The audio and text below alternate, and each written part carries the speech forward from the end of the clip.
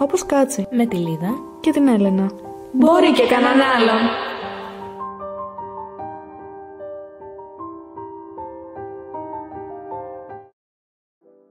Καλησπέρα. Καλησπέρα και από μένα.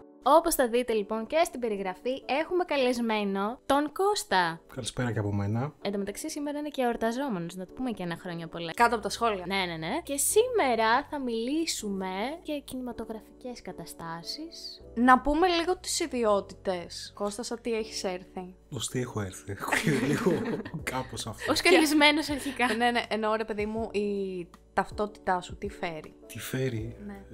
Όσον αφορά τον κινηματογράφο. Μη μας πεις για τα παιδικά σου χρόνια. Μα γιατί γι' αυτό ήρθα. Είμαι σκηνοθέτης. Νομίζω ότι το podcast σήμερα θα μπορούσε να λέγεται 3 σκηνοθέτες ψάχνουν ταινία.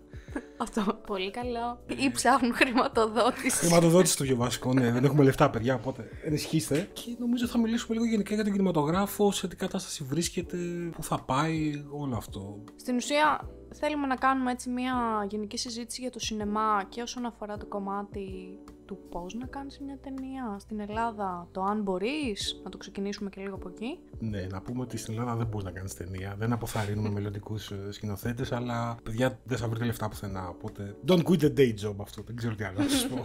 Εκτός αν είσαι ο Νάς, είσαι ο Νιάρχος και έχεις έτσι ένα από πίσω. Άντε και ο Παπακαλιάτης, ρε παιδί μου, έχεις πίσω σου κάποια χρήματα που μπορείς, ας πούμε, να υποστηρίξεις στο ένα μικρό budget. Πάντως, παρένθεση έτσι, ο Παπακαλιάτης, παιδιά, να το πούμε και αυτό, background δεν είχε κινηματογραφικό, ενώ οικογενειακά. Μόνος του το ξεκίνησε. Πόσο ξέρω, ναι, δεν είχε. Οι γονείς του είναι ευκατάστατοι. Α, μπράβο, παίζει ρόλο αυτό. Παίζει μεγάλο ρόλο, αλλά σίγουρα αυτό το οποίο έφτιαξε είναι σε μεγάλο βαθμό μόνος του. Και ανεξάρτητα το ότι μπορεί να συζητάμε τι έχει κλέψει και τι δεν έχει κάνει, είναι πολύ καλό σε αυτό που κάνει. Ποιο θεωρείς πέραν της χρηματοδότησης ότι είναι το πιο βασικό, ρε παιδί μου, κόλλημα, αν το θες, στην Ελλάδα, αν θέλεις να κάνεις μια ταινία σήμερα? Δύσκολα μου βάζει τώρα. Γιατί η χρηματοδότηση είναι το πάνω, μετά θα έλεγα είναι η διανομή. Μιλάμε κυρίως βέβαια για μικρού μήκους έτσι, γιατί στην Ελλάδα το να κάνεις μεγάλου μήκους είναι λίγο άπιαστο όνειρο. Είναι πού θα προβληθεί, δηλαδή εκτός από το YouTube, κάποιο κανάλι στο Vimeo ή οτιδήποτε, αυτή η ταινία δεν θα προβληθεί κάπου. Δηλαδή, μιλάμε ποιο είναι το ιδανικό. Να την πάρει, ας πούμε, το Netflix. Okay. Και αυτό δύσκολο. Σίγουρα, αλλά κάνοντας ταινίες, αυτό που ενδιαφέρει έναν δημιουργό, νομίζω, είναι να προβληθεί η δουλειά του, να δει όσο περισσότερος κόσμος γίνεται. Και εκεί όμως θα μπορούσες να πεις ότι θα μπορούσε να πάει σε φεστιβάλ. Που υπάρχουν έτσι διάφορα και φοιτητικά και κανονικά σε εισαγωγικά. Ναι, φυσικά τα φεστιβάλ έχουν βέβαια το εξής, ότι υπάρχει, δεν ξέρω αν ακριβώς κανόνας, μου το έχουν πει αρκετοί φίλοι, ότι όσα χρήματα έχει ξοδέψει για την ταινία σου, θα πρέπει να ξοδέψει το ίδιο ποσό για τα φεστιβάλ. Γιατί για όσοι δεν το γνωρίζουν, στο να στείλει μια ταινία σε φεστιβάλ, μπορεί να τη στείλει και τσάμπα. Τα περισσότερα φεστιβάλ όμως σου ζητάνε χρήματα. Ας πούμε, ένα είδος συνδρομής. Θα πάρουν την ταινία σου, το πιο πιθανό να μην προβληθεί. Θα σου πάρουν τα χρήματα και δεν θα προβληθεί. Το οποίο δεν είναι και πολύ δίκαιο. Και μάλιστα επειδή το συζητάγαμε αυτό τις προάλλες, ότι πολλά φεστιβάλ πλέον κάνουν και το άλλο. Ότι εκτός από το στάνταρ ποσό που σου ζητάνε και εξτρά αν θες να διαγωνιστεί για καλύτερη σκηνοθεσία, υποκριτική φωτογραφία. Το οποίο δεν είναι και πολύ δίκαιο. Βασικά είναι σούπερ μάρκετ, ρε εσύ. Ποιος θα έχει την καλύτερη προσφορά. Βλέποντας αυτά, εγώ νομίζω ότι πρέπει να φτιάξουμε ένα φεστιβάλ για να αρχίσουμε να βγάζουμε λεφτά. Αυτό καταλαβαίνω. Δηλαδή, για να αρχίσει να βγάζει λεφτά από το χώρο, και ειδικά στην Ελλάδα, καλύτερα να κάνουμε ένα φεστιβάλ, δεν ξέρω, το Σινέ Κυψέλη, το Σινέ Καστελόριζο, κάτι, γιατί δεν βλέπω να βιοποριζόμαστε διαφορετικά. Να πω μια παρένθεση πάνω σε αυτό, πολύ σχετική με τα φεστιβάλ. Είχα ανακαλύψει ένα φεστιβάλ το οποίο ήταν στη Φιλαδέλφια, νομίζω. Δεν εννοώ την ελληνική. Α, είπαμε κι εμείς. Όχι, παιδιά. Το οποίο είχε ξεκινήσει με πρωτοβουλία ατόμων, όπως είμαστε εμείς τώρα, ότι ωραία φίλε, θέλω να κάνω ταινία που να βρω διανομή. Και τέλος πάντων το ξεκινήσανε. Ήταν ειδικά για τρόμο, γιατί έχω έτσι μια αγάπη και λοιπά και το είχα ψάξει πολύ specific, ρε παιδί μου. Και έχω να πω ότι ξεκίνησε με τελείως low budget, δηλαδή ακόμα και με κινητό, ταινίες γυρισμένες. Είχε μια ελάχιστη συμμετοχή ατόμων, έφτασε σε σημείο να πάει πάρα πολύ καλά. Μάζευε δηλαδή πολύ περισσότερους δημιουργούς και τέτοια, αλλά νομίζω πήγε κάπου στα 5-6 χρόνια και μετά σταμάτησε γιατί δεν είχε χρηματοδότηση. Δηλαδή τα παιδιά δεν είχαν πλέον πόρους για να το στηρίξουν. Γιατί για να καταθέσει την ταινία σου δεν ζητάγανε χρήματα και τέτοια, αναλαμβάναν και όλη την προβολή της ταινίας, ξέρεις τα πάντα. Και θέλω να πω ότι οι πρωτοβουλίες υπάρχουν ακόμα και από φεστιβάλ. Το θέμα είναι ότι δεν έχουν από κάπου να στηριχτούν. Και νομίζω κιόλας δεν ακούγονται. Τώρα σαφώς μπορεί λόγω διαδικτύου, αλλά και πάλι όντως είναι δύσκολο γενικά να βρεις χρηματοδότηση, χορηγό, κάτι ώστε να αρχίσεις να έχεις σταθερά βήματα, ας πούμε, για το χώρο που είπες. Κοιτάξτε, υπάρχουν υπάρχουν αμέτρητα φεστιβάλ. Δηλαδή από φεστιβάλ συνοικιακού επίπεδου, κάνουμε προβολή στην ταράτσα μας, μέχρι ας πούμε τις Κάνες. Τα φεστιβάλ τα οποία είναι πιο εξειδικευμένα σε είδος, σαν και αυτό που λες, είναι καλό μερικές φορές γιατί αυτά κάποια ξεχωρίζουν. Κάνεις για μικρού μήκους, μιλάμε πάντα για την πραγματικότητα της Ελλάδας, έτσι. Τις στέλνεις, ας πούμε, σε 15 φεστιβάλ τέτοιου επίπεδου. Ας πούμε, σε παίρνουν και στα 15. Μπορεί σίγουρα να ικανοποιηθεί σαν δημιουργός, ότι πήραν ταινία, μου προβλήθηκε, μπορεί να κερδίσει κάποιο βραβείο, αλλά ουσιαστικά αυτό δεν σου προσφέρει κάτι. Δηλαδή θα σε πάει στο επόμενο βήμα. Θα δει κάποιο τη δουλειά σου με αποτέλεσμα να κάνει γνωριμίες και να γυρίσει μια μεγάλου μήκους, να γυρίσει μια μικρού με καλύτερες συνθήκες, καλύτερη παραγωγή. Δεν το βλέπω πολύ να γίνεται, είναι η αλήθεια. Και για να μην το αναλύσουμε βέβαια όσο γίνεται, αλλά αν μιλάμε για την Ελλάδα, έχει να κάνει ότι είναι μια πάρα πολύ μικρή αγορά. Είναι μια βιοτεχνία. Δεν υπάρχει βιοπορισμός. Δηλαδή, μόνο αν πει στην τηλεόραση ως βοηθός, η διαφήμιση έχει καλά λεφτά, αλλά και εκείνη πάρα πολύ γλιστό. Τώρα με προστεί στον κινηματογράφο γελάμε έτσι. Δηλαδή, δεν υπάρχει περίπτωση εκτός αν δουλεύει ταμεία σε σινεμά. Είναι το πιο εύκολο. Που συγγνώμη, παρένθεση, πλέον δεν υπάρχουν και ταμεία στα σινεμά. Το έχουν πάρει ηλεκτρονικά. Έπαθα σοκ. Οκ, στα popcorn δεν ξέρω κάτι. Ναι. Μόνο εκεί. Να πω λίγο και το άλλο πάνω που λες τώρα για αυτό το κομμάτι το βιοποριστικό. Νομίζω ότι μπορείς να βιοποριστείς στον ευρύτερο χώρο, δηλαδή στον κινηματογράφο, διαφήμιση κλπ, αλλά όχι σαν σκηνοθέτης απαραίτητα. Νομίζω ότι είναι πραγματικά πολύ λίγα τα άτομα που βιοπορίζονται καθαρά από σκηνοθετική δουλειά. Τα λεφτά που θα βγάζεις, στην καλύτερη θα ζουν εσένα και στην πολύ καλύτερη θα βγάζεις κανένα budget στην άκρη για να κάνεις την ταινία σου. Στην καλύτερη, όπως το λες. Αν είσαι τώρα νέος σκηνοθέτης, δεν θα σε πάρουν πουθενά. Θα δουλέψεις ως σκηνοθέτης. Δηλαδή στην καλύτερη θα πας ως βοηθός. Ως βοηθός έχει πολύ τρέξιμο, πολλές ευθύνες. Και να πεις ότι, OK, σε μια ιεραρχία θα ξεκινήσω από κάπου χαμηλά, μπορεί να περάσουν 10 χρόνια και να μην σε εμπιστευτούν ποτέ ως πρώτο σκηνοθέτη. 20. Υπάρχουν δηλαδή άτομα στο χώρο. Δεν το λέω ότι είναι κακό, αλλά αν ονειρεύεσαι στο ότι θέλω κάποια στιγμή να κάνω ταινίες, είναι δύσκολο να γίνει στην Ελλάδα. Ναι, αλλά εκεί ας πούμε δεν πρέπει να πάρεις τα ενία μόνος σου, που το έχεις δει, ας πούμε, το έχεις δουλέψει 10-20 χρόνια, αυτό που λες ότι είσαι βοηθός, τουλάχιστον έχεις βάλει κάτι στην άκρη παρά το τρέξιμο και αναγκαστικά πρέπει μόνος σου να πάρεις την απόφαση, έστω και μικρού budget, να αρχίσεις να κάνεις κάτι, ώστε και εσύ να δεις αν είσαι καλός σε αυτό το κομμάτι. Έχοντας φίλους που δουλεύουν, βιοπορίζονται κάνοντας αυτό και έχοντας ακούσει και από γνωστούς, είναι το ότι επειδή είναι η φύση της δουλειάς πολύ απαιτητική. Δουλεύεις πάρα πολλές ώρες, είναι πάρα πολύ κουραστικό. Όταν το κάνεις χρόνια αυτό, σε ξεζουμίζει κάπου συναισθηματικά και μετά δεν έχεις όρεξη να κάνεις κάτι δικό σου. Δεν λέω, σίγουρα υπάρχουν άνθρωποι που το κάνουν,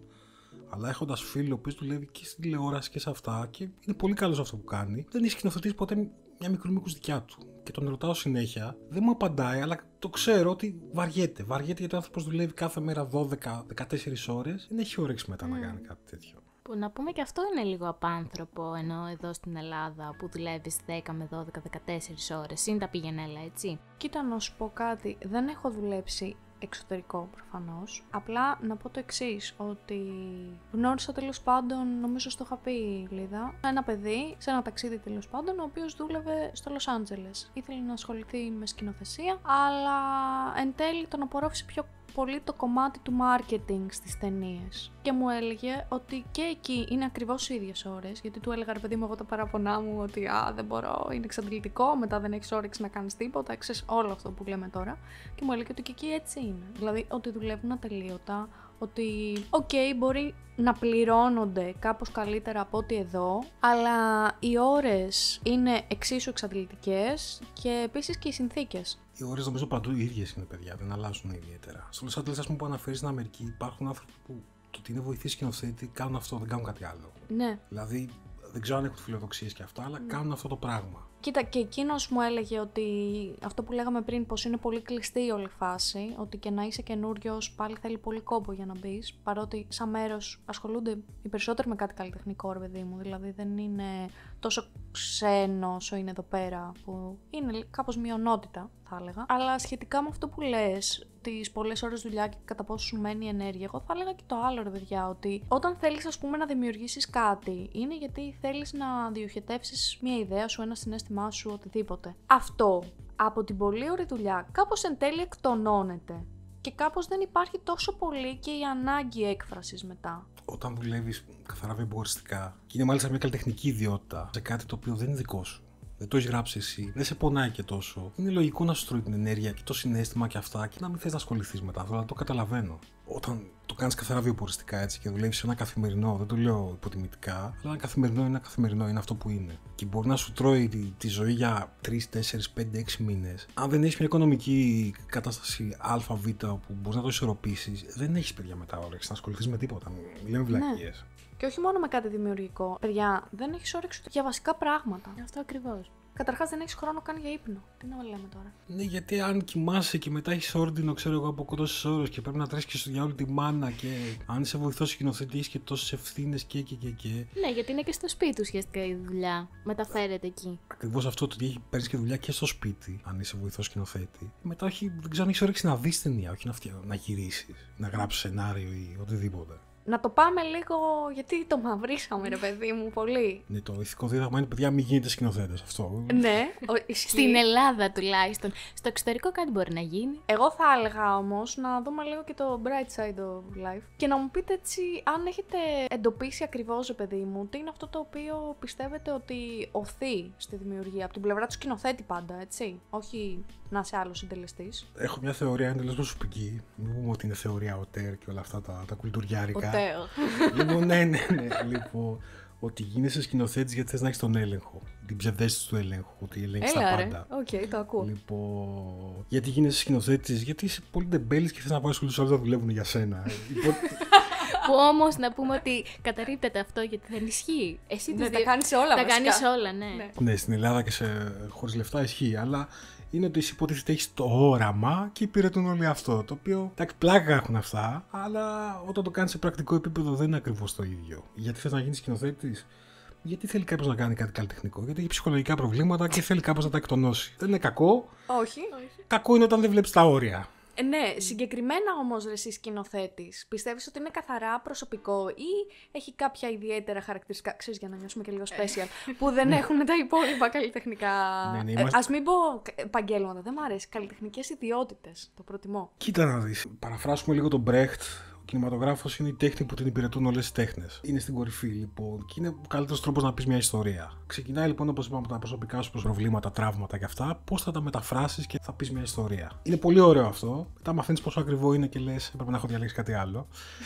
Θέλεις να πεις μια ιστορία, θέλεις να την πεις με το δικό σου τρόπο. Καλό ή κακό δεν έχει σημασία. Και αυτό είναι πάρα πολύ δύσκολο. Έχει πει ο Κόπολα το ότι αν καταφέρεις και μεταφράσεις από το χαρτί στην εικόνα το 70% να είσαι ευχαριστημένος. Και το βασικό σε αυτό δεν είναι να πεις στους άλλους τι θα κάνουν, να τους εμπνεύσεις. Αν δεν εμπνεύσεις τους άλλους, να τους παρασύρεις αυτό που έχει στο μυαλό σου, δεν πρέπει να καταφέρεις κάτι. Δηλαδή, δεν είναι το θέμα της εξουσίας. Ωραία είναι η εξουσία, αλλά δεν το ζητούμενο αυτό. Είναι στο να πούμε όλοι μαζί μια ιστορία όσο καλύτερα γίνεται. Κοίτα, να σου πω κάτι. Εγώ δεν διαφωνώ γενικά ότι είναι τέχνη της συνεργασίας. Είναι ξεκάθαρο. Ειδικά όταν είσαι σκηνοθέτης, γιατί θα πρέπει να έχεις και λίγο την ικανότητα του να τους συντονίσεις όλους. Κάπως να είναι και όλοι ευχαριστημένοι με έναν τρόπο. Είναι συγκεντρωτικό γενικά. Είναι η φύση του τέτοια.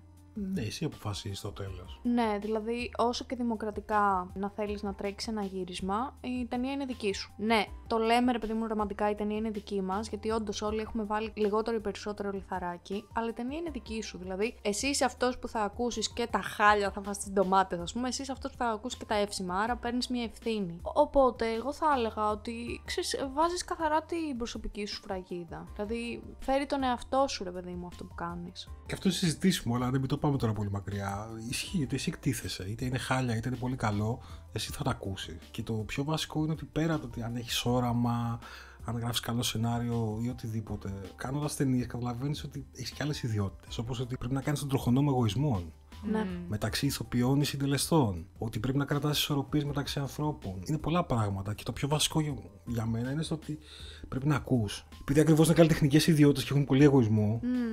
Πρέπει να καταλαβαίνεις όταν κάποιος σου λέει μια καλή ιδέα και είναι καλύτερη από τη δική σου, δεν είναι κακό αυτό, ίσα-ίσα. Να τη βάλεις στην ταινία για να γίνει καλύτερη. Ναι, θεωρώ ότι πρέπει να είσαι ανοιχτός σε αυτό, δηλαδή να ακούς προτάσεις. Βέβαια, σαφώς μπορείς να ακούσεις και κάτι που δεν θα σου αρέσει καθόλου, τέλος πάντων θα το θεωρήσει εκείνη τη στιγμή βλακίες εισαγωγικά. Αλλά θεωρώ, ναι, ότι πρέπει να έχεις και τα αυτιά σου ανοιχτά. Γιατί όντως είναι αυτό που είπες, ότι κάνεις και τον τροχονόμο, τα κάνεις λίγο όλα. Πέρα από το καλλιτεχνικό κομμάτι, στη διαδικασία του να δημιουργήσεις μία ταινία, αποκτάς δεξιότητες πέρα από τις καλλιτεχνικές. Κυρίως επικοινωνιακές, εγώ αυτό κατάλαβα. Το θέμα είναι ότι μαθαίνεις να το εξελίσσεις και είναι πολύ ωραίο αυτό, γιατί πρέπει να επικοινωνήσεις με πολύ κόσμο, διαφορετικό κόσμο, σε διαφορετικά πόστα που πρέπει να κάνει άλλα πράγματα. Και ίσως καμιά φορά χρειάζεται να επικοινωνείς και πέρα από το κομμάτι της δουλειάς. Ξέρεις, να μπορείς να τον προσεγγίσεις τον άλλον σε ανθρώπινο επίπεδο πρώτα και μετά όλα τα υπόλοιπα. Άρα, δεν ξέρω, το θεωρώ και λίγο, πώς το λένε, έτσι, αυτά τα μοντέρνα, life coaching. Ναι, πρέπει να τα κάνεις λίγο από όλα. Βέβαια, πρέπει να ξέρεις που είναι τα όρια, έτσι. Δηλαδή, άσχετα αν μπορεί να προκύψει μια φιλία ή οποιαδήποτε άλλη σχέση σε μια συνεργασία, πρέπει να ξέρεις που είναι λίγο τα όρια. Ναι, σαφώς. Εδώ να πούμε σε όσους δεν ξέρουν πώς κάνεις ταινίες στην Ελλάδα μικρού μήκους. Είναι στο ότι κυρίως κάνεις με φίλους και γνωστούς. Δηλαδή, θα έρθω εγώ, Ελένα, στη δικιά σου ταινία, θα σε βοηθήσω, θα έρθεις στη δική μου και πάει λέγοντας. Άμα πληρωθώ καλά. Με τσεκ μόνο. Επειδή ακριβώς δεν υπάρχουν χρήματα, έτσι δουλεύει. Βοηθάει ο ένας στην ταινία του άλλου και ό,τι γίνει. Μετά, ας πούμε, αν βρούμε εταιρεία παραγωγής ή οτιδήποτε, πάμε λίγο πιο πέρα. Το οποίο και αυτό σημαίνει ακριβώς να έχεις τα λεγόμενα soft skills. Έχεις να κάνεις με κόσμο, πρέπει να κάνεις λίγο τον ψυχολόγο, πρέπει να κάνεις λίγο τον προπονητή. Φούλ αυτό. Και νομίζω βοηθάει, δηλαδή, αν είσαι και λίγο ισοστρεφής και αυτά, σε βοηθάει στο να τα αμβλύνεις όλα αυτά. Να έχει κολλήσει ο άλλος κάπου, να έχει πεισμώσει, να μην μπορεί γιατί έχει φάει φρίκι και εσύ να πρέπει να βρεις τον τρόπο να τον ξεκολλήσεις και να το κάνει. Είναι πάρα πολύ ωραίο όταν καταφέρνει ο άλλος να ξεκολλάει, ανεξάρτητα από το θέμα του αποτελέσματος. Είναι το ότι έχεις καταφέρει να τον πας ένα βήμα παρακάτω, ας πούμε. Ισχύει που ουσιαστικά κι όλος μπορεί να μην γνωρίζεστε. Δηλαδή, άμα όχι είστε τόσο καλά, ναι. Δηλαδή, να μην είναι αυτό που είπες, ας πούμε, πριν, ότι παίρνουμε τους φίλους μας. Και εννοείται θα το κάνουμε αυτό, αλλά όταν είναι άγνωστοι μεταξύ αγνώστων και είναι δύσκολο να εμπιστευτείς τον άλλον, γιατί δεν τον ξέρεις. Τουλάχιστον σε αυτό το κομμάτι είναι όντως ένα skill παραπάνω που αποκτάς με αυτό και να λες ένα μπράβο λίγο στον εαυτό σου ότι ναι, το κατάφερε και αυτό.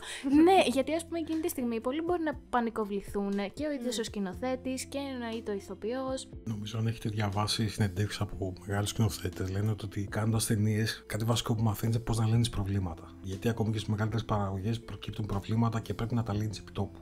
Για πολύ βασική αρετή που τη μαθαίνεις. Εν πλώ, καμιά σχολή δεν μπορεί να το μάθει αυτό, καμιά θεωρία. Δηλαδή, είτε μιλάμε για μια μικρού μήκους που τη γυρίζουμε, ξέρω εγώ, με τα ρέστα από τα τσιγάρα μέχρι π.χ. τους Avengers. Ναι, στους Avengers θα έχουν 100 συνεργεία, αλλά και πάλι μπορεί να προκύψει ένα πρόβλημα στο οποίο πρέπει να αποφασίσεις επί τόπου το τι θα κάνεις. Ναι, ισχύει. Το πρακτικό κομμάτι νομίζω μπορεί να αντικαταστήσει το θεωρητικό full. Αν και εντάξει, εγώ να το πω. Είμαι φαν του να υπάρχει από κάτω ένα υπόβαθρο για να μπορέσει να το κάνεις πρακτικά καλύτερα. Να έχεις δει full ταινίες, να έχεις ακούσει διαφορετικές οπτικές σκηνοθετών για το πώς δουλεύει μια ταινία κλπ. Για να μπορέσει να βρεις λίγο και εσύ την έκφρασή σου. Το ιδανικό, αν υπάρχει ιδανικό, είναι να υπάρχει ακριβώς μια ισορροπία. Δηλαδή, να έχεις παραστάσεις, να έχεις επιρροές, να έχεις εμπειρία στο ότι να ξέρεις το τι θα κάνεις και πώς θα το διαχειριστείς και σίγουρα να είσαι πάντα ανοιχτός στο ότι θα μαθαίνεις συνεχώς πράγματα. Δηλαδή είναι μια διαδικασία που δεν σταματάει ποτέ. Όχι μόνο στις ταινίες, νομίζω στο οτιδήποτε, αλλά δεν πας ποτέ με τον αέρα της αφεντείας στο ότι έχω κάνει τόσες ταινίες, ας πούμε, και τα ξέρω όλα. Δεν ξέρεις τίποτα.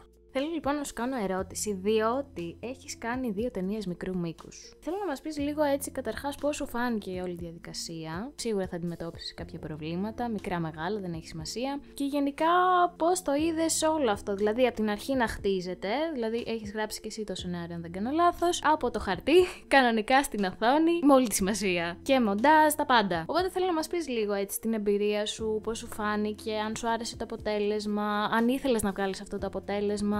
Αυτόγραφα θα μοιράσει στο τέλος. Εννοείται και όλες θα έχουμε και τα link από κάτω. Ταινίες που έχει κάνει. Να σας ευχαριστήσω πρώτα απ' όλα. Παρακαλούμε. Έχω κάνει σύνολο 7 μαζί με τις σχολές, έτσι δεν το λέω τώρα. Απλά λέω ότι οι 2 τελευταίες ήταν πιο επαγγελματικές. Δηλαδή, η μία είναι με εταιρεία παραγωγής ενός φίλου, αλλά γυρίστηκε επαγγελματικά. Η δεύτερη, εγώ έκανα την παραγωγή και πάλι προσπάθησα να την κάνω όσο πιο επαγγελματικά γίνεται. Θα προσπαθήσω να σου πω συνοπτικά και στις 2 περιπτώσεις τι γίνεται. Με εταιρεία παραγωγής είναι πολύ πιο εύκολο γιατί σου λύνονται τα χέρια σε πρακτικά θέματα. Δηλαδή δεν έχεις να ασχοληθείς με το φαγητό της μετακινήσεις και όλα αυτά που μπορεί να σου τρώνε ενέργεια. Εκεί πάλι μπορεί να επικρατήσει κάποιο χάος στα γυρίσματα και αυτά. Αλλά αυτό που λέγαμε πριν, ότι εκεί μαθαίνεις, ότι πρέπει να παίρνεις αποφάσεις πολύ γρήγορα, το ότι θα κάνουμε αυτό ή το άλλο. Σαν εμπειρία ήταν καλή, δεν μπορώ να πω, δεν έχω παράπονο. Πάντα όταν βλέπεις μετά κάτι, λες μπορούσαμε να το κάνουμε έτσι, μπορούσαμε να το κάνουμε αλλιώς. Δεν έχει σημασία. Πάντα είσαι αυστηρός με τον εαυτό σου. Δηλαδή νομίζω και εσείς, αλλά και οποιοδήποτε βλέποντας ταινίες που έχει κάνει, κυρίως κοιτάς τα λάθη. Και δεν μπορείς να το δεις μετά και πολύ δίκαια και αποστασιοποιημένα. Αλλά καταλήγεις στο ότι κάναμε το καλύτερο που μπορούσαμε στο συγκεκριμένο χρονικό διάστημα και πας παρακάτω. Στην δεύτερη, η οποία ήταν λίγο πιο do it yourself. Τέλος πάντων, εκεί είχε τις πρακτικές δυσκολίες. Ενδιαφέρον είναι και αυτό. Είναι πιο εύκολο κατά κάποιο τρόπο να γυρίσεις έτσι ταινία, αλλά αν θες να έχεις ένα επαγγελματικό αποτέλεσμα, θα σου φάει χρόνο. Εγώ θέλω λίγο να το βγάλουμε από το πώς είναι να φτιάχνεις ταινίες και θα ήθελα να το βάλουμε στο κομμάτι του θεατή που νομίζω κιόλας μπορούν να ταυτιστούν οι περισσότεροι. Πείτε λίγο τι σας αρέσει να βλέπετε. Δεν έχω κάποιο συγκεκριμένο. Μου αρέσουν τα δράματα, ταινίες δράσης. Δεν έχω συγκεκριμένο είδος που να πω ότι μου αρέσει περισσότερο. Έχω μια αιμονή με τα film noir. Δεν πολύ βγαίνουν πια, είναι η αλήθεια. Αλλά μου αρέσουν γενικά ταινίες οι οποίες να είναι λίγο σκοτεινές, να έχουν plot twist. Α πούμε, δεν μπορώ να δω πλέον πολλές κομμωδίες γιατί ειδικά οι αμερικάνικες είναι πολύ χοντροκομμένες. Να πω την αλήθεια, μου αρέσουν πάρα πολύ τα ψυχολογικά thriller, σχένα με τα splatter κλπ.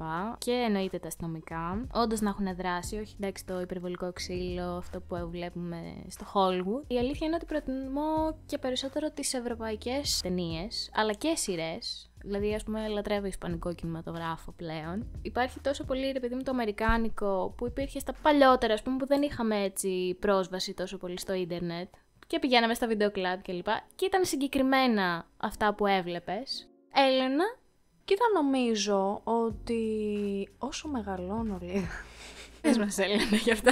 Καθίστε να σας τα πω. Γίνομαι πολύ πιο ανοιχτή σε αυτά τα οποία βλέπω και σε αυτά τα οποία επιδιώκω να βλέπω. Μπορεί τώρα να βλέπω πράγματα που πριν 10 χρόνια δεν θα τα έβλεπα, έχοντας μία, θα το παραδεχτώ, πιο κλειστή αντίληψη για το τι είναι και τι δεν είναι σινεμά και το τι αξίζει να λέγεται ταινία και το τι δεν αξίζει. Είναι εν τέλει προσωπικό γούστο, ρε παιδί μου, και δεν σημαίνει ότι κάτι το οποίο εγώ το θεωρώ όχι ιδιαίτερα καλό, ότι πράγματι έτσι είναι. Άρα, για να απαντήσω σε αυτό που μου λες, βλέπω από όλα τα είδη, αν το πάμε σαν κατηγορίες. Η προτίμησή μου στα thriller είναι διαχρονική. Τα splatter μιλάμε τώρα, έτσι. Και αυτά. Πάλι μεγαλώνοντας, δυσκολεύομαι να τα δω, δεν τα βλέπω με τόση άνεση όσο τα έβλεπα μικρή, τρώγοντας ας πούμε ασύστολα. Κλασικό. Εκτιμάω τελευταία τις κοινωνικές περισσότερο. Με τις ταινίες αλλάζει ο τρόπος που τις βλέπεις. Δηλαδή, διαφορετικά θα τις δεις στα 25, στα 30, στα πιο μεγάλος, γιατί αλλάζουν και οι παραστάσεις σου, οι επιρροές σου και αυτά. Κάποιες ταινίες γυρνάνε και άσχημα, είτε παραγωγικά είτε σαν αφήγηση.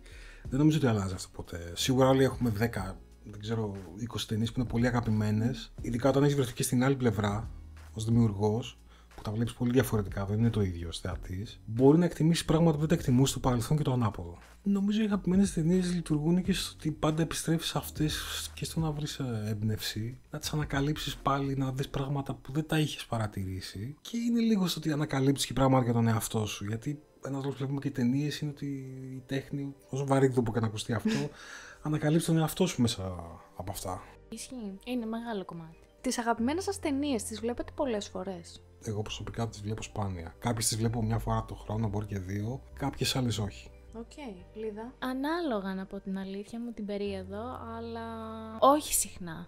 Οκ. Εσύ? Παιδιά, να σας πω κάτι. Ούτε κι εγώ. Απλά ακούω τον περισσότερο κόσμο να λέει ότι τις αγαπημένες του ταινίες είναι αυτό που λέμε το safe place, ρε παιδί μου. Και πάει και τις ξαναβλέπει και τις ξαναβλέπει. Και εντάξει, έχω ρε παιδί μου κάνα 2 ταινίες που τις έχω δει και τις έχω ξαναδεί, αλλά δεν θα έλεγα ότι είναι οι αγαπημένες μου. Θα έλεγα ότι είναι αυτές που μου αρέσουν και τις απολαμβάνω, που περνάω καλά, κατάλαβες.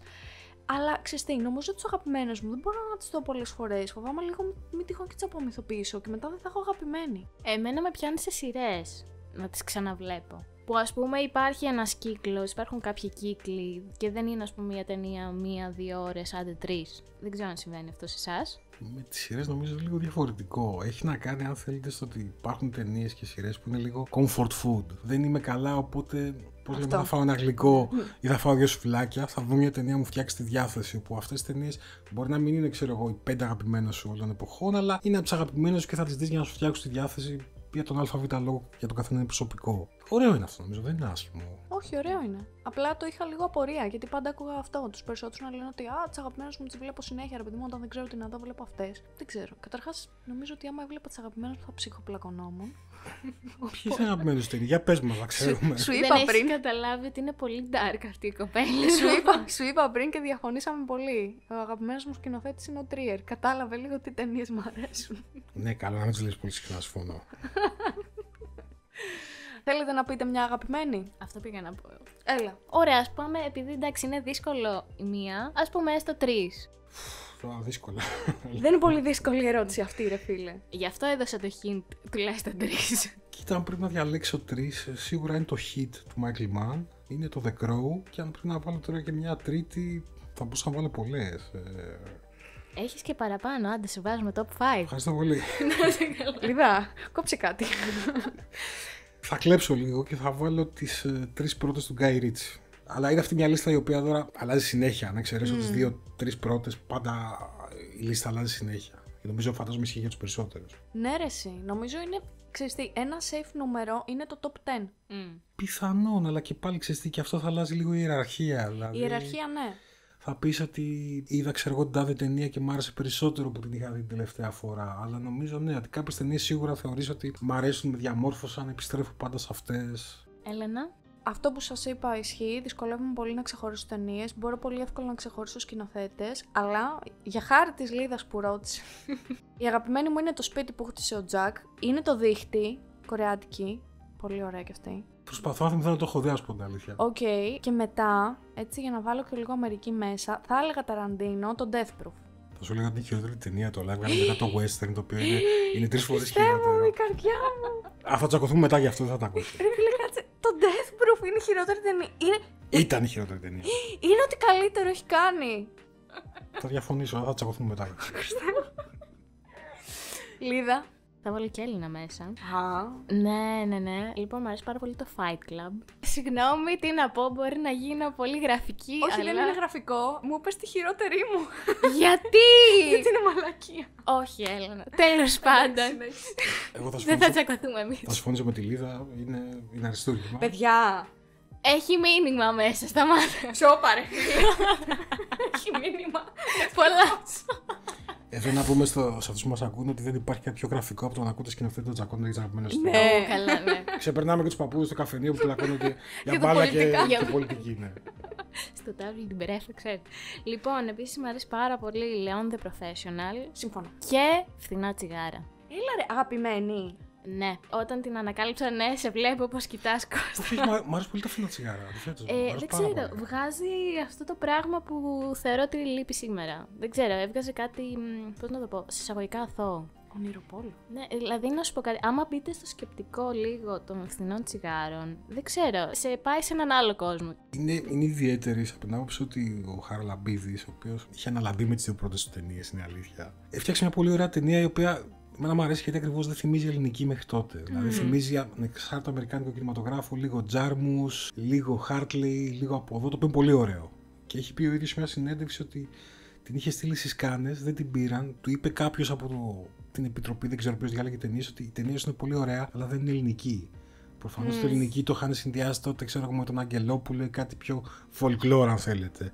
Αλλά εγώ θα συμφωνήσω ότι και εμένα μου αρέσει πάρα πολύ. Είναι πολύ ωραία ταινία. Και ειδικά για ελληνική είναι πολύ ιδιαίτερη. Ακριβώς, και επίσης η μουσική είναι πολύ ωραία. Επίσης χαίρομαι πάρα πολύ που ο Χαραλαμπίδης μετά από τόσα χρόνια πήρε την επιβράβευση σε εισαγωγικά που τέλος πάντων δεν την είχε πάρει τότε. Ναι, δεν την είχε πάρει. Τώρα εντάξει, δεν θα το κάνουμε βέβαια για τα φθηνά τσιγάρα. Αν και αξίζει λίγο ιστορία, είναι το ότι επειδή έκανε μια πολύ ιδιαίτερη ταινία, μιλάμε για το 99 πάντα, έτσι. Ακριβώς. Και είχε να κάνει με το κατεστημένο το κινηματογραφικό που την απέρριψε, γιατί ήταν κάτι διαφορετικό. Η ταινία πραγματικά άξιζε, γιατί είναι αστεία, είναι συγκινητική, είναι ρομαντική και έσπαγε αυτό το ελληνικό το μοτίβο, το κουλτουριάρικο, το βαρύ, το ότι δεν έπαιρνε και πολύ τον εαυτό της σε σοβαρά. Κάτι το ελληνικό σινεμά έχει χρόνια πρόβλημα με αυτό. Να πω κάτι που. Ποιος από τους δύο το είπε? Νομίζω εσύ, Κώστα. Για τον Αγγελόπουλο. Το θεωρείτε ελληνικό σινεμά? Δηλαδή την ελληνικότητα σε ταινίες την έχω λίγο αλλιώς στο μυαλό μου. Πιο traditional, ξέρεις, πιο δείχνουμε το Αιγαίο και τον ήλιο. Τσολιάδες και τέτοια λίγο Καλά, εντάξει, όπα. δεν το πήγα τόσο, αλλά ας πούμε πιο ελληνικές μου κάνουν οι ταινίες του Οικονομίδη παρά του Αγγελόπουλου. Του Οικονομίδη γιατί, για ποιο λόγο? Ρε Το φίλε, σπιρτόκουτο ναι. όντως είναι ελληνική. Ξεκάθαρα. Εντάξει, θα διαφωνήσω, αλλά προσπαθώ να καταλάβω τι ακριβώς εννοείς πιο ελληνική, από ποια άποψη. Κοίτα, ας πούμε, νομίζω ότι θίγει πιο πολύ παθογένειες. Δηλαδή, όπως και τις πρώτες ταινίες του Λάνθιμου, εγώ θα τις έλεγα πιο ελληνικές. Οι μετέπειτα κάπως απομακρυνθήκανε. Αλλά το ότι θίγει παθογένειες, δηλαδή οικογένεια, κοινωνία κλπ. Που ναι, ξέρεις, είναι ζητήματα πανανθρώπινα, αλλά τα εντοπίζεις full στην ελληνική κοινωνία, στην ελληνική πραγματικότητα γενικά. Ενώ για παράδειγμα τις ταινίες του Αγγελόπουλου δεν μπορώ να τους προσδώσω μια εθνικότητα. Θα τις έλεγα πιο υπαρξιακές, πιο ψυχολογικές, ας πούμε. Κοίτα, αυτό έχει να κάνει με την ηλικία. Από την άποψη ότι ο Αγγελόπουλος κάνει σινεμά από το 60. Οι ταινίες που έχει βγάλει μετά, ας πούμε, που Σοφία, όσο και αυτά, είχαν να κάνουν με τη Χούντα, τον εμφύλιο, και καταλαβαίνω ότι πιο νέοι και στην ηλικία μου, ότι μπορεί να μπορούν να ταυτιστούν, είναι πιο δύσκολο. Αν, ας πούμε, μιλήσεις με κάποιον μεγαλύτερο, θα σου πει ότι με αυτές τις ταινίες ήταν πιο εύκολο να ταυτιστεί. Ότι υπήρχαν πράγματα να ταυτιστεί, γιατί έζησε τη Χούντα, μπορεί να ζήσει τη δεκαετία του 60 και όλο το μετεφιλιακό κλίμα. Τώρα το τι είναι ελληνικότητα και αυτά, να σου πω την αλήθεια, δεν μου λέει κάτι. Δηλαδή, το τι είναι ελληνικές. Όχι, το τι λέει. Τι είναι ελληνικές ταινίες, ότι έχει τσολιάδες μέσα και φουστανέλες, ας πούμε. Όχι. Δεν ξέρω, απλώς επειδή είναι αυτό που συζητάγαμε και πιο πριν, ότι τι είναι ελληνικός κινηματογράφος στην πραγματικότητα, δεν είναι καν βιοτεχνία, ένας πάγκος στη λαϊκή. Λοιπόν, οπότε τα μόνα εξαγώγημα προϊόντα που είχε είναι το ότι κάποιοι σκηνοθέτες, οι οποίοι δεν ξεκίνησαν κιόλας από εδώ, έτσι, δηλαδή πιο γνωστοί, ας πούμε, που ήταν στην Αμερική, ήταν δεύτερης-τρίτης γενιάς μετανάστες. Ο Γαβράς πήγε στη Γαλλία από πολύ μικρός. Οπότε οι πιο γνωστοί από την Ελλάδα ποιοι είναι, ας πούμε, ο Κακογιάννης. Βούλγαρης, ναι. Ο Βούλγαρης, ναι. Ο Αγγελόπουλος είναι ίσως ο πιο γνωστός έξω, αλλά χωρίς τώρα να κρίνω, δεν μου αρέσει καθόλου. Είχε ένα πολύ χαρακτηριστικό ύφος, έτσι. Δεν μπορεί να αρνηθεί κανένας αυτό, αλλά οι ταινίες του δεν απευθύνονται σε πολύ κόσμο. Όχι. Ο Βούλγαρης θεωρώ ότι εκφράζει, ρε παιδί μου, την ελληνικότητα σε μεγάλο βαθμό. Εντάξει, πιο πολύ το κομμάτι της πολιτικής ιστορίας της Ελλάδας και της κοινωνίας της. Αλλά τον θεωρώ, ας το πούμε, εκπρόσωπο της ελληνικότητας. Τώρα τον Αγγελόπουλο, για παράδειγμα, τον βλέπεις ότι έχει επηρεαστεί από πιο ευρωπαϊκά ρεύματα, σοβιετικά ίσως, άρα δεν μου βγάζει, ξέρεις ότι, ελληνικό σινεμά. Ναι, αυτό ίσως έχει να κάνει με το ύφος. Σου λέω, σαν θεματολογία. Αν δεις τις περισσότερες ταινίες του, έχουν να κάνουν με ελληνικά θέματα και ίσως με θέματα, όπως το ξαναλέω, σε πιο μικρές ηλικίες. Και βάζω και τη δικιά μου γενιά μέσα. Ότι μπορεί να μας αγγίξουν γιατί δεν τα ζήσαμε, δεν μπορούμε να τα καταλάβουμε. Ο Βούλγαρης, νομίζω, να μου αρέσει πολύ περισσότερο, είναι και πιο προσβάσιμος. Δηλαδή, έκανε ταινίες που μπορεί να είχαν και ιστορικά στοιχεία μέσα και καυτηριάζανε καταστάσεις, αλλά έκανε ένα πολύ πιο προσβάσιμο σινεμά και πολύ πιο εύκολο να τον δεις. Δηλαδή, ας πούμε, το περίφημο Βιετνάμ που το ξέρουν και οι πέτρες. Οι νύφες, συγγνώμη, σου άρεσαν? Ναι, λιγότερο από το Βιετνάμ, ή ας πούμε το Ακροπόλ, το οποίο δεν είναι από τις πολύ γνωστές του, αλλά μου άρεσε πολύ σαν ταινία. Ας πούμε το Βιετνάμ έχει μείνει μέχρι τώρα, όχι μόνο από τα memes με το Πασόκ και τέτοια για αυτά, αλλά ακριβώς δείχνει μια εποχή, τη δείχνει πάρα πολύ ωραία. Είναι to the point και είναι καλό σινεμά και τεχνικά. Δηλαδή έχει πολύ ωραία πλάνα, έχει μια πολύ ωραία ερμηνεία, είναι όλα όπως πρέπει να είναι. Μιας και το λέμε συχνά, καλή ταινία, καλή ταινία. Τι κάνει μια ταινία καλή για τον καθένα σας? Τι είναι καλή ταινία?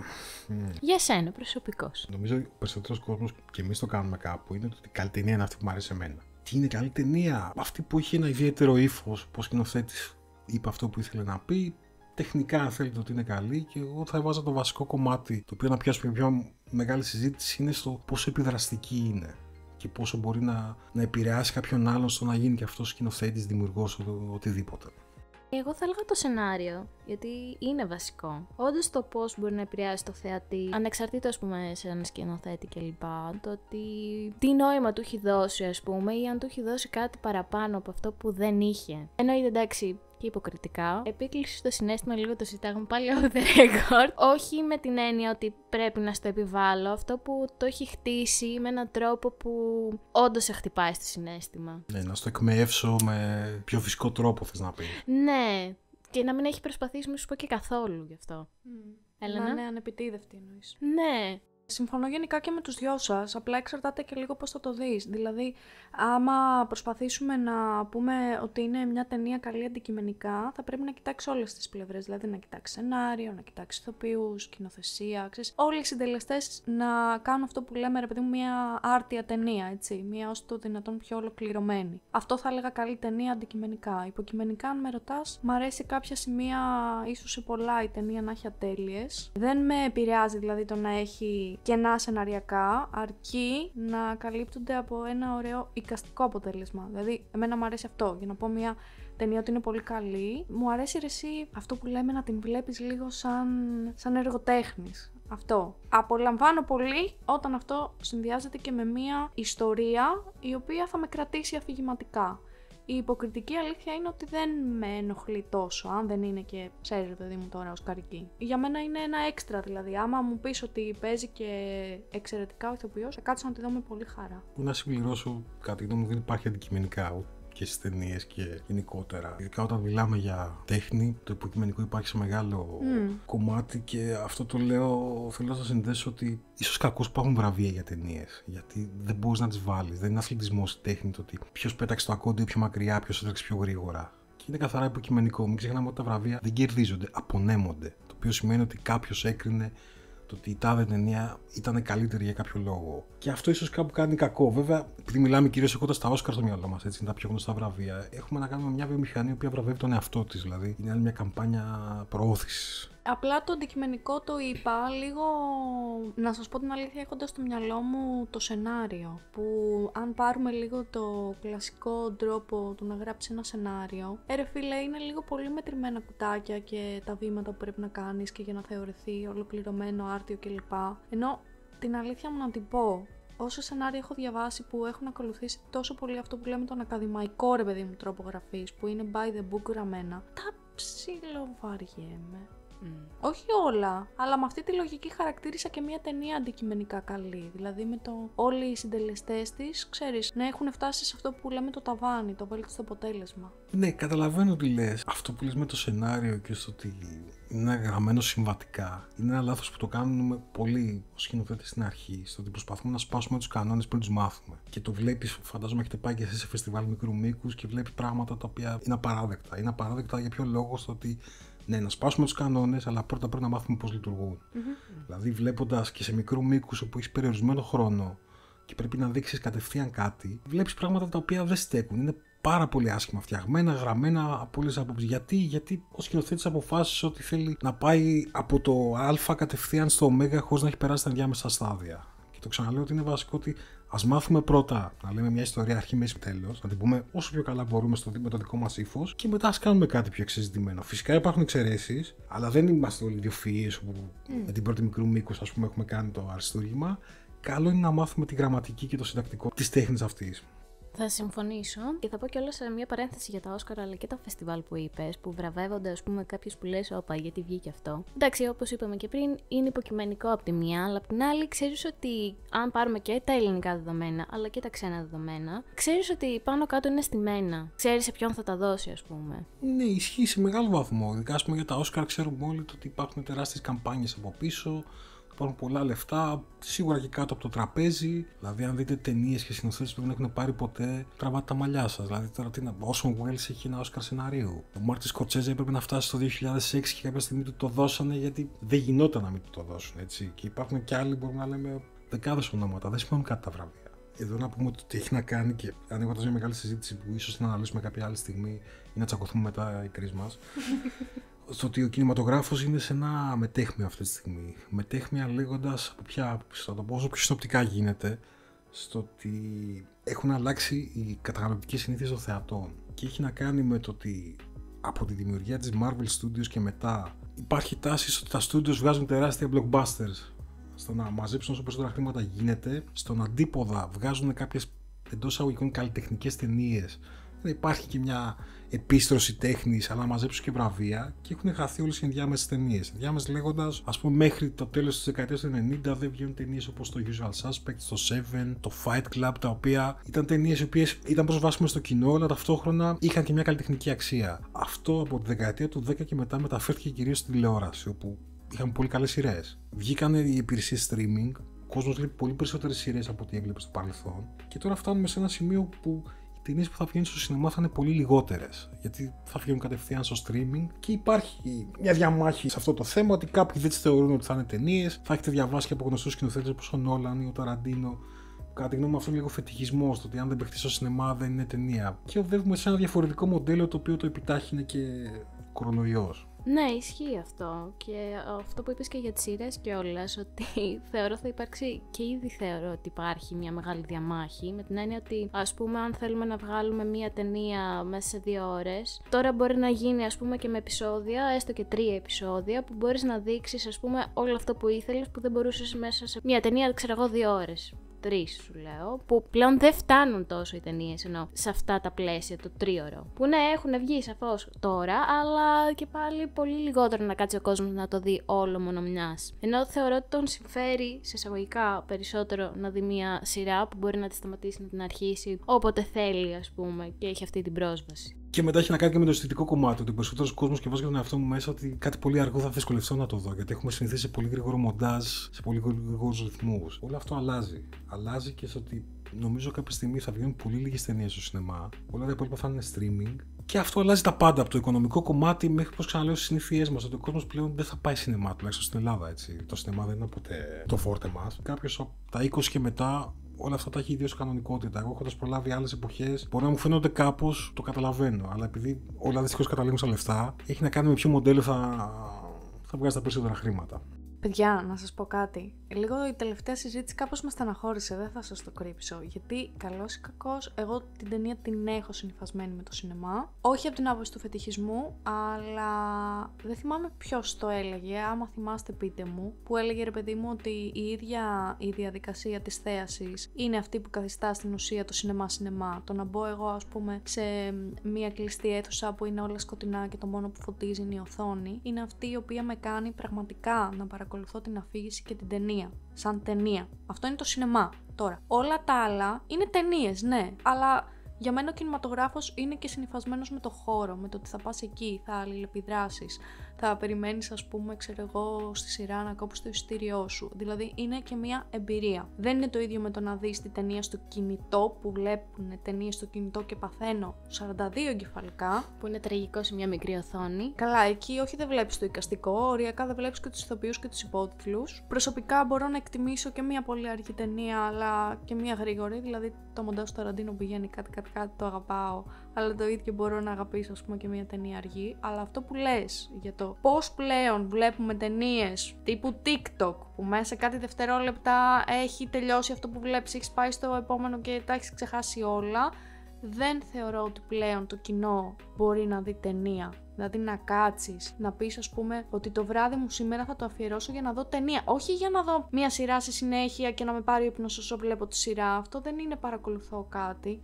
Δηλαδή, πώς να σου πω, να το έχεις στο πρόγραμμά σου, ότι σήμερα θα δω αυτή την ταινία, θα κάτσω, θα φτιάξω π.χ. το popcorn μου ή μετά θα το συζητήσω με τους φίλους μου αυτό που είδα. Για μένα αυτό είναι σινεμά.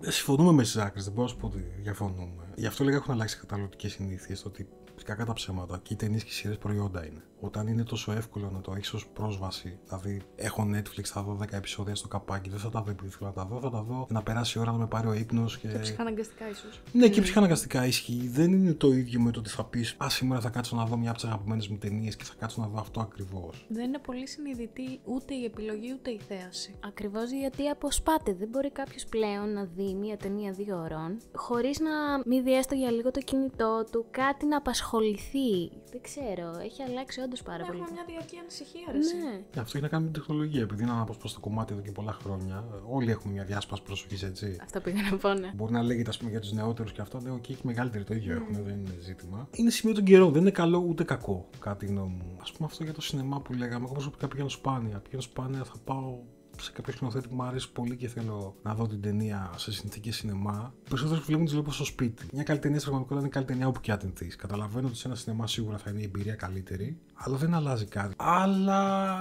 έχει να κάνει ακριβώς με εμάς στο τέλος. Δεν έχει να κάνει με τις ταινίες τις ίδιες. Δηλαδή, όταν δεν έχεις χρόνο, μπορεί να έχεις οικογένεια, μπορεί να δουλεύεις όλη μέρα, οτιδήποτε άλλο, δεν θα αντιμετωπίσεις τις ταινίες με τον ίδιο τρόπο που θα αντιμετώπιζες σε μια εποχή λίγο πιο ξένιαστη για σένα τον ίδιο. Ναι, αλλά πιστεύω σε αυτό το κομμάτι, ας πούμε, που λες για οικογένεια που κάποιος μπορεί να έχει. Μπορείς όμως να κλέψεις και με την οικογένειά σου, τέλος πάντων, από τις υποχρεώσεις σου, από το να πήγαινες, ας πούμε, για ένα ποτό, για ένα περίπατο, να πας να δεις μια ταινία. Και πόσο μάλλον τώρα το πάω κιόλας συνειρμικά, ας πούμε, το καλοκαίρι, που είναι τα θερινά σινεμά, που είναι ακόμα καλύτερα. Νομίζω ήρθε η ώρα να κλείσουμε αυτό το podcast. Δεν ξέρω αν έχεις να πεις έτσι κάτι τελευταίο που δεν μας είπες. Νομίζω τα βασικά τα έχουμε πει. Ευχαριστώ πολύ για την πρόσκληση και εννοείται να ξανακάνουμε κάτι άλλο, κάποιο άλλο podcast. Όχι μόνο για σινεμά, γιατί νομίζω σήμερα βομβαρδίσαμε τον κόσμο. Ισχύει και αυτό. Την επόμενη φορά θα τσακωθούμε καθαρά για ταινίες. Okay. Και για γάτες μπορούμε, έτσι. Δεν τα πούμε κι αυτά. Νομίζω στις γάτες θα τα βρούμε όλοι. Ναι. Θα συμφωνήσουμε. Είναι ένα θέμα στο οποίο συμφωνούμε όλοι. Δεν μπορώ να πω. Το ωραίο με τις ταινίες είναι ότι και αυτό κρίνοντας, φαντάζομαι θα έχετε δει και εσείς, βγαίνουν κατά καιρούς λίστες οι καλύτερες όλων των εποχών και όλα αυτά. Είναι η συζήτηση που μπορεί να κάνεις.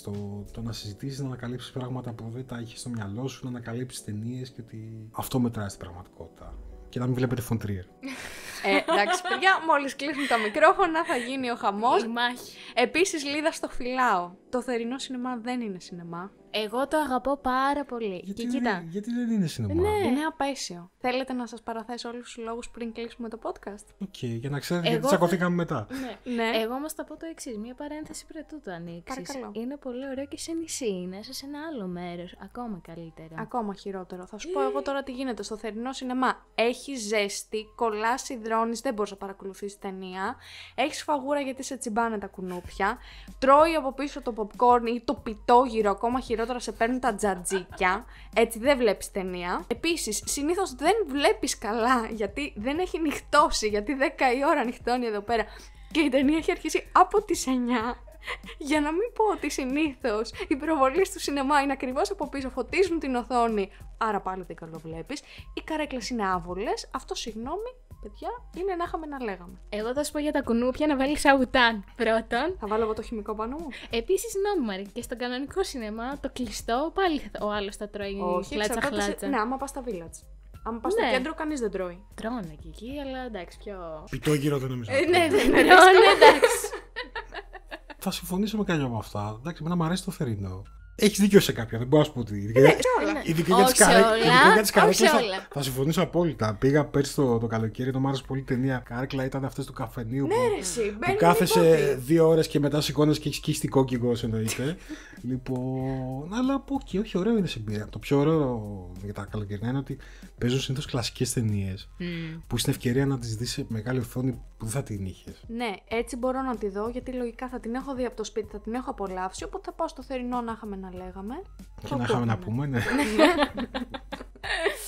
Κατακλείδη, μην πάτε σε θερινό αυτό. Όχι, εγώ προτείνω να πάτε. Τέλος πάντων, θα κλείσουμε αυτή την παρένθεση. Θα μας βρείτε στο Spotify και ξαναλέω, συνεχίζετε τα σχόλια, παρόλο που δεν μπορούμε να σχολιάσουμε και πάλι ευχαριστούμε. Στο Instagram όπως _Κάτσε, στο YouTube εννοείται, θα μας βρείτε μαζί με εικόνα. Στο TikTok. Για να πάθετε απόσπαση και να μην βλέπετε ταινίες. Α, μπράβο. Νομίζω αυτά είχαμε να πούμε. Οπότε λοιπόν. Να βλέπετε ταινίες και άλλα τέτοια κλισέ. Καλό βράδυ από μας. Και καλή συνέχεια. Αν σας άρεσε αυτό το podcast, κάντε like, εγγραφή και γράψτε μας στα σχόλια ιδέες για επόμενα θέματα.